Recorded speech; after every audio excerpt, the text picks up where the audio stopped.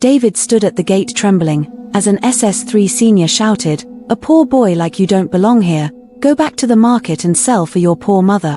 The bell rang loudly at King's College, the most expensive secondary school in the city. Big gates of shining steel opened as sleek cars drove in.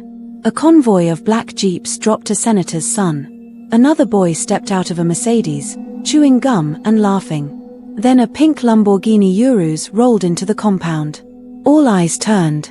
It was Diana Williams, the richest and most feared girl in the school. She walked out in her neat, customized uniform, her long hair packed in a ponytail. Her eyes were strange, blue like the ocean. She didn't smile. She never did. That same morning, at the small rented room where David Wealth lived with his widowed mother, he was tying the worn strap of his slippers. He carried 3 old notebooks in his hand, no school bag. His trousers were slightly torn at the knee. His mother, who sold bushmeat at the market, touched his shoulder. "David, my son, remember you are going there on scholarship. You are the hope of this house," she said softly. David nodded, but his heart was heavy. He knew the children there were senators' sons, governors' daughters, ministers' nephews. He was just a poor boy who drank Gary every afternoon. When he entered the school compound, the guards almost stopped him. His slippers looked out of place. But when they checked the list, his name was there, David Wealth, full scholarship. As he walked into the assembly ground, whispers filled the air. "Who is this one? Look at his slippers. He doesn't even have the school bag." David's chest tightened. He wanted to run back home. The principal welcomed the students into the new sessions, announced the name of David Wealth as a student on scholarship. All eyes fell on him and murmurs and laughing went up. How was this possible? He wished the ground would open and close him. He managed to hold up throughout the assembly as the principal advised the students on different topics and changed them to be serious with their education, so that they can become useful citizens to the nation. After the assembly, David followed a teacher nervously into the class. The room was wide, with air conditioners humming quietly. Every chair and desk was polished and had KC engraved on the wood. The students sat in neat rows, all in customized uniforms, white shirts with gold crests, navy blue trousers, polished black shoes, and matching belts and socks, each stamped with KC.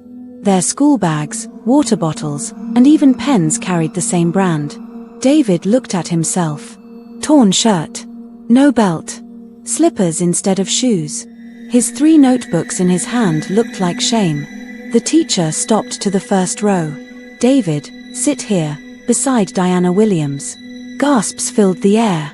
"No way," whispered one boy. "She will never allow it," another muttered. "Since primary school, she has never shared her desk," a girl added. David swallowed hard. His legs shook as he walked down the aisle. All eyes were on him, burning holes into his back. Diana sat at the front seat, her hands folded on the desk. She didn't look at anyone. Her eyes stared straight at the chalkboard, cold and unreadable. David lowered himself into the empty chair beside her. He expected her to shout, to push him away, to complain. But Diana said nothing. She didn't even move. The teacher smiled, almost surprised. "Good. We shall continue." The class went on, but David couldn't hear a word. His heart pounded like a drum. When the bell rang for break, he stood up quickly. A tall boy with a gold wristwatch walked up to him, smirking.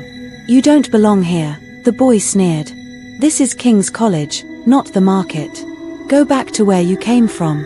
David's face burned with shame. He wanted to speak, but his throat was dry.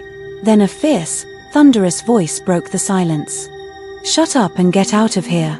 Everyone turned. It was Diana. Her blue eyes were cold, but her words were sharp. She didn't look at the boy. She didn't even look at David.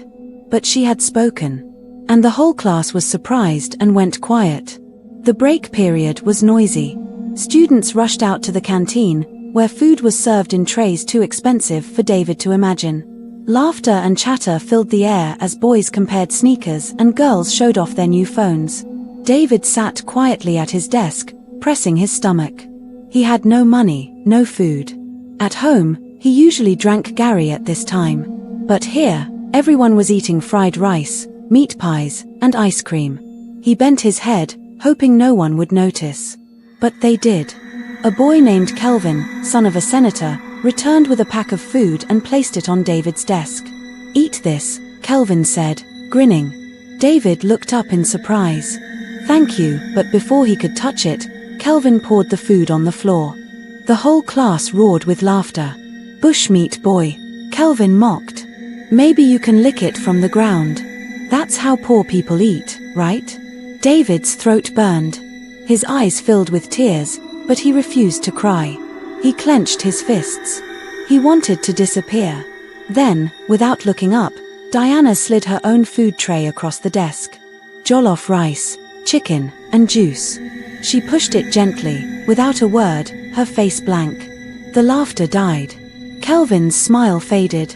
David blinked. He looked at her, but she didn't return his gaze. She just stared at the board, as if nothing had happened.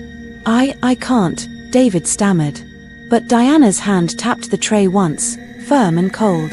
It was not a request. David swallowed hard and took a spoonful. His heart raced. For the first time, someone had defended him. Kelvin scowled, muttering under his breath, but he didn't dare challenge her. Nobody challenged Diana Williams. David sat frozen, the spoon of jollof rice trembling in his hand. Around him, whispers still filled the class, but no one dared laugh again after Diana's quiet defense. She hadn't even looked at him. Not once. She just pushed her food to him, like one would push a stone out of the way. Her silence was heavier than Kelvin's insult. Why did she do it? David thought. Does she pity me? Or is this just some strange game to her? He wanted to say thank you, but her body language warned him not to. Her blue eyes stayed fixed on the board, cold and empty, as if he wasn't there. Diana Williams was beautiful, yes. But there was something unsettling about her beauty. It was the kind of beauty that made you afraid to look for too long. She was perfect but distant, soft in features yet sharp in spirit. She never laughed. She never joined conversations. And she carried herself with the kind of authority that made even teachers step carefully around her. David could not understand her, and the not knowing gnawed at his chest. When the closing bell rang, students poured out into the waiting arms of drivers, housemaids, and security escorts. The rich children waved goodbye to each other, their luxury cars disappearing one after another. David walked slowly to the gate, clutching his 3 notebooks. No car, no escort. Just the long, hot road ahead. At home, he dropped his books on the wooden stool, washed his dusty feet, and poured cold water into a cup. He fetched a handful of Gary from the tin, mixed it, and drank in silence. The grains scratched his throat, but he was used to it. After changing into a faded shirt, he carried a tray of bushmeat on his head and headed to the market. His mother was already at her spot under a wooden shed, fanning the meat with a palm frond. "David, you are back," she said softly, her eyes tired but warm. "How was your first day?" David lowered the tray, sighing. He told her everything, how the rich kids laughed at his slippers, how Kelvin mocked him, how Diana gave him food without a word. His mother listened, her hands resting on her lap. When he finished, she reached for his hand. "My son," she said, her voice trembling, "do not let their laughter kill your spirit. Remember, you are in that school because you earned it. Even if they mock you, knowledge cannot be mocked. Shine there. Show them who David Wealth is." David nodded, but his mind still circled around Diana. Her cold defense. Her silence. Her eyes that looked like they hid storms. Who was she really? That night, lying on his thin mat, he stared at the ceiling, replaying her face in his mind. He didn't know whether to fear her, or to be grateful. The tension sat in his chest, heavy as a stone. The next week at King's College was filled with murmurs about the new boy. Everywhere David went, whispers followed him. "That's the bushmeat seller's son. He wears slippers. Why is he sitting with Diana?" David kept his head down, trying to focus on his books. He knew the scholarship was his only hope. If he failed, his mother's sacrifices would be wasted. When the midterm test results came out, the school buzzed like a market. Names were written on the notice board, starting from the lowest to the highest. Students crowded around, pointing and laughing. David pushed through the crowd, his heart pounding. He expected to find his name somewhere in the middle, maybe even at the bottom. But when his eyes found it, his breath caught. First position, Diana Williams, 99. First position, Ty David Wealth, 99. The air went silent. Then it cracked with laughter. Impossible. He cheated. How can bushmeat boy tie with Diana? Even the teacher frowned as he read the list. He tapped the board with his stick. This must be a mistake. David, stand up. David stood, trembling. Sir, you mean to say you got the same score as Diana? The same Diana who has never lost first position since nursery class? You dare cheat in King's College? Gasps filled the room. Kelvin smirked. I told you, sir. He's a fraud. David's throat tightened. I didn't cheat, sir. I worked hard. Silence, the teacher barked. You will face the principal. Just then, a soft but sharp voice cut across the noise. He didn't copy. Everyone turned. Diana was still seated, arms crossed, eyes fixed coldly on the teacher. Her words were calm, but they carried weight. The teacher blinked. What did you say, Diana? I said, she repeated slowly, he didn't copy from me. The room froze. No one ever questioned a teacher. But Diana had spoken, and the teacher's mouth shut. David stared at her, confused. Why would she defend him again? She didn't look at him, didn't smile, didn't say another word. The tension in the class was heavy. David's heart pounded, half in relief, half in fear. Diana Williams was a mystery. A beautiful, intelligent, and dangerous mystery. And David was trapped at the center of it. The next day at school during break time, everyone was out of the class. Diana went out of the class and came back with a clean brand new King's College bag. She came back and sat down. David looked at her bag. Her bag was already on her seat. Does she use 2 bags? He asked himself. She handed him the bag. Take this, she said, without a smile on her face. David was shocked. Was he dreaming? His hands trembled as he collects the bag. Inside was a fresh set of textbooks, a brand new King's College uniform, belt and socks with customized DW on it. David's hands trembled. He whispered thank you, but she didn't respond. Why was she helping him? He wondered. That next day at school, David wore the new uniform and carried the bag. Whispers erupted immediately. Bushmeat boy is wearing designer now? Where did he steal it from? Maybe his mother sold her soul. David felt the weight of every eye. And then he saw her. Diana sat at her desk, as calm as a queen. She didn't look at him, didn't blink, didn't smile. Her pen scratched across her book like nothing had changed. His stomach tightened. He couldn't understand her. Why would she help him, yet act like he didn't exist? Why was she silent, cold, and aggressive, and yet the only person who defended him when it mattered? During break, Kelvin tried to mock him again. So, Bush boy, who is your sponsor? ABI, you have sugar mummy now? Before David could reply, Diana walked past them, her voice dropping just enough for Kelvin to hear. Touch him again, and you'll regret it. Kelvin froze. His friends laughed nervously. Diana didn't stop or look back. She just walked on like a shadow with a crown. David's chest thumped.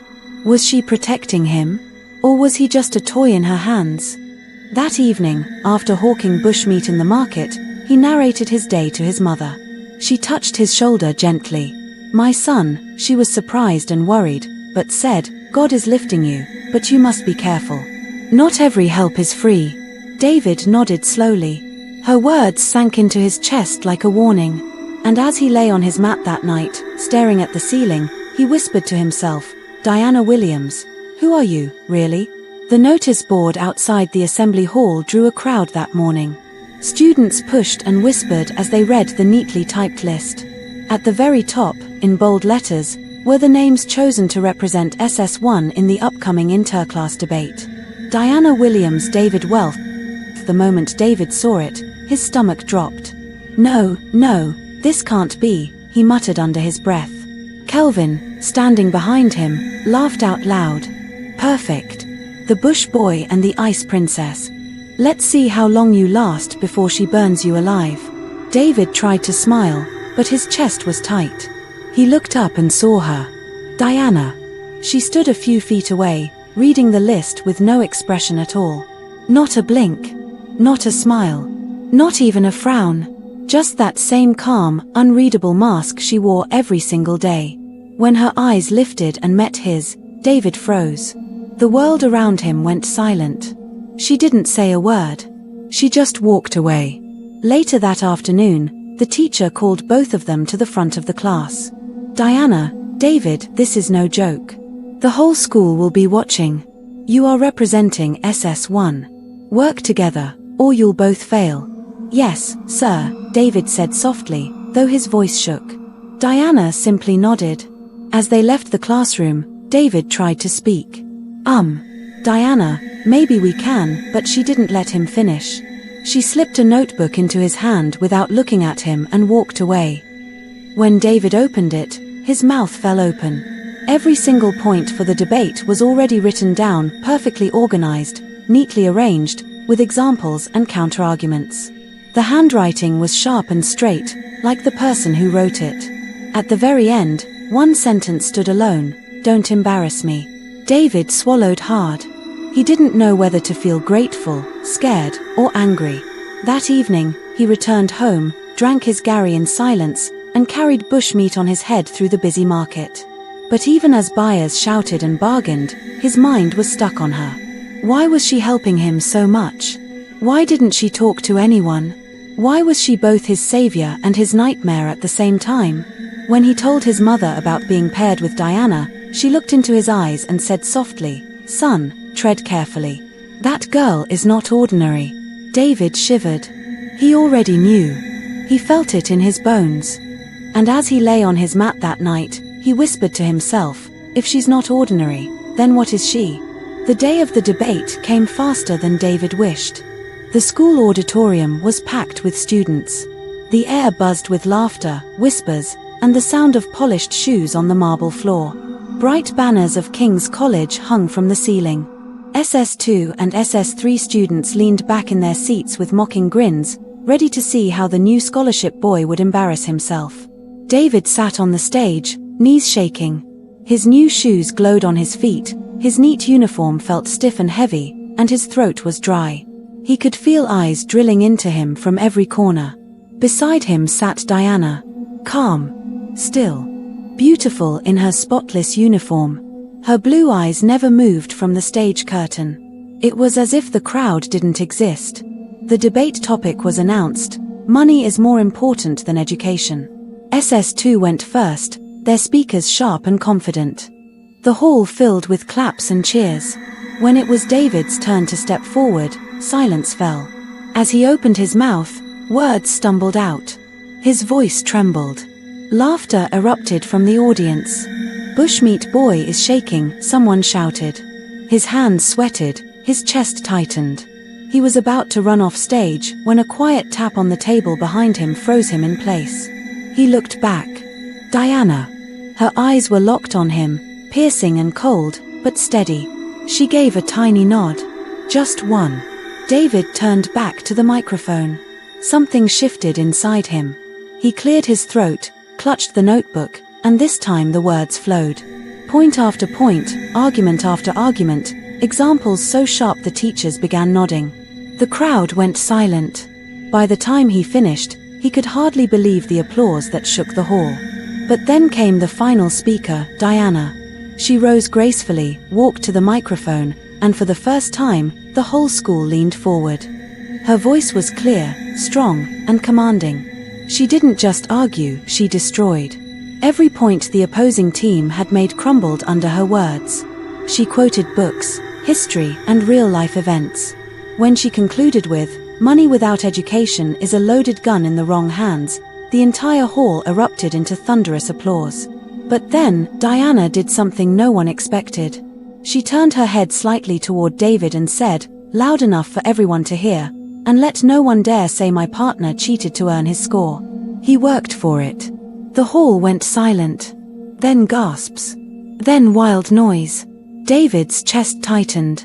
She had never spoken more than a few words to him before. But now, before the whole school, she defended him. Again. That night, when David returned home and told his mother everything, she smiled with pride but whispered, "I'm proud of you for making me happy. I'm happy that Diana is there to protect you where I can't." He lay awake, staring at the ceiling. For the first time, he was not afraid of the rich kids at King's College. But he was afraid of her.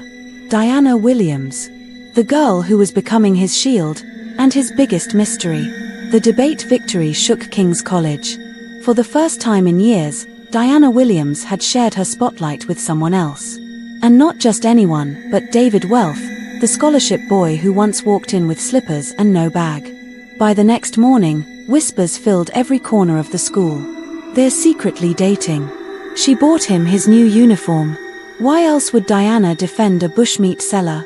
David could feel the eyes on him everywhere he went. In the cafeteria, students stared as he ate. On the football field, they murmured when he walked past. He hated it. But the worst came from the boys who had always despised him, especially Kelvin. Kelvin cornered him in the locker room, 2 boys behind him. "So, Bush boy, you think you've replaced us?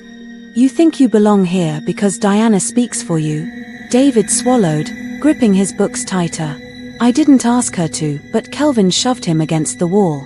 Listen, she's ours. You're dirt under our shoes.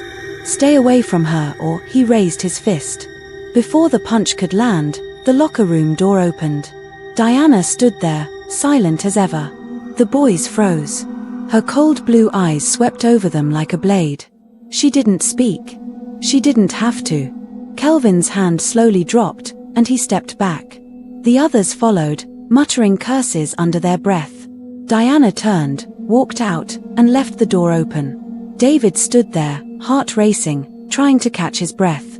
Later that day, when he got home, he sat on the mat with his mother, drinking Gary. The sun was setting, and his mother's bushmeat smoked on the fire beside her. "Are you okay?" she asked, watching his trembling hands. "Yes, I'm fine, just a little cold," he lied. His mom gave him some drugs and covered him up. David couldn't sleep that night. Every time he closed his eyes, he saw her face. Cold, quiet, beautiful, protecting him, yet untouchable. And for the first time, he asked himself a question he was afraid to answer. Why me? The next morning, when assembly began, Kelvin's seat was empty. Whispers spread like fire. "Where is Kelvin? I heard he's in the hospital. They said his whole body is swollen." Some swore he couldn't even stand. His face was puffed, his eyes barely open. No one knew what had happened. But everyone remembered the way Diana had looked at him in the cafeteria the day before. David's stomach tightened. During the break, David heard 2 students in the school football field talking. They didn't know he was behind them. "You people are new," one of them said. "You don't know what happened back in JSS 2. The other leaned closer. "What happened?" The boy lowered his voice. One male teacher flogged Diana. He warned her to pay attention in class. She didn't answer him, as usual. He gave her 6 strokes on the hand. And then, that day, during closing hours, he changed. He started screaming, shouting words no one understood. He tore his clothes and his eyes. People said his eyes weren't normal again. He ran mad, right there in the school compound. The other boy gasped. What did the school do? They hushed it. Rich family, powerful parents. No teacher has touched her since then. Nobody dares. David's chest went cold. That evening, he told his mother about Kelvin's swollen body and the story of JSS 2. She froze. Her hands gripped her wrapper tightly. "David," she said in a whisper, "stay away from that girl. Don't let her kindness deceive you." David wanted to agree. He wanted to stay far from her. But the image of her cold eyes, her strange silence, her protection, wouldn't leave him. That night, he lay on his mat, unable to sleep. Kelvin's swollen face haunted him. The story of her madness in JSS 2 burned in his ears. And still, one question clawed at his mind. Why me? Why was Diana Williams binding herself to his life, one act at a time? The sun was setting over King's College, painting the sky in shades of gold and crimson. "Go behind the school and wait for me," Diana said to David. David was confused, but stood up and went there quietly. He sat quietly under the old mango tree near the river behind the school, waiting. Diana arrived, her long ponytail swaying as she walked, her uniform replaced by a flowing white dress that fluttered with the wind. Her blue eyes were softer than usual, yet still held a storm behind them. "David," she said, her voice low, almost hesitant. She sat beside him, and for the first time, she didn't push him away. "There's something you must know, something I've kept hidden for a long time." David turned to her, heart pounding. "What is it?" She looked at the river, her fingers tracing invisible patterns in the air. I was born from the water goddess. My parents didn't have a child, so they went to the water goddess and she gave them me. I was blessed and cursed. Blessed with strength, with wisdom, with protection, but cursed never to love a human. If I did, danger would follow. Death. Madness. Pain. That's why I've always been distant, cold. I couldn't risk anyone loving me, especially not you. David's chest tightened. He swallowed hard, searching her eyes. "Diana, I don't care what you are. I love you. I've loved you since the first day you defended me. It doesn't matter if it's dangerous. I won't stay away." Her blue eyes widened, and for a moment, the unreadable mask cracked. A flicker of vulnerability. She took his hand in hers, firm yet gentle. You're not afraid?" David shook his head, voice trembling but steady. "No. If it's you, I'm not afraid of anything." They hugged each other in a tight embrace. David felt like it was a dream. The next day was a Saturday. Diana invited David to follow her to the river for her monthly prayers. He agreed. A gentle wind swept across the river, rippling the water. Diana stood, motioning for him to follow. They walked silently until the moonlight reflected on a wide pool at the river's bend. Then she began chanting softly, words that sounded like music, like the river itself was speaking. The water shimmered, and from its depths rose a figure that made David's breath catch, a mermaid, tall and majestic, with scales that glimmered like pearls and eyes deep as the ocean. David had only read about such creatures in storybooks and novels. Here it was, right in his face. His body was trembling. "You have come," the mermaid said, her voice echoing across the water. "Diana, child of the water goddess, your love is true. Human, you have proven your heart. I see the purity of your intentions. Humans do not know how to love, but your love, it is real." David stepped closer, or filling his chest. You approve." The mermaid smiled, an ethereal curve of lips that shimmered with light. "Yes. You may love each other. And you, human, I bless you. With wisdom, success, and courage. You shall rise, not through magic alone, but through the strength of your bond and the guidance of Diana." David pulled her into his arms, feeling the warmth he had longed for. "I love you. Always. Nothing else matters." The mermaid nodded and disappeared into the river, leaving a sparkling mist behind. Diana and David stood there for a long moment, holding each other as the night embraced them. From that day, David's life transformed. With Diana by his side, his intelligence and hard work flourished.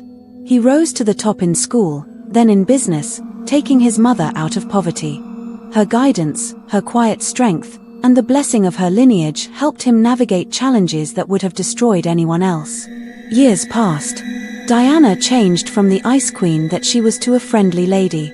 Finally, after years of careful courtship, respect, and shared victories, they married in a ceremony by the river, the moonlight reflecting on the water as if the world itself was blessing them. The people who once mocked David could not believe the transformation. The bushmeat boy who walked in with torn slippers was now a man of influence, wealth, and respect. Yet David never forgot the quiet girl who had pushed a tray of jollof rice across a desk, who had silently defended him, and who had revealed her heart to him in the glow of the river. And Diana, the child of the water goddess, finally allowed herself to love and to be loved without fear. Together, they were unstoppable, their love a force that no human or fate could break. The end. Thank you for watching to the end. I hope you enjoyed it. I want to hear from you what you think about this story. Like, subscribe and tell me where you're watching from. See you soon in the next video.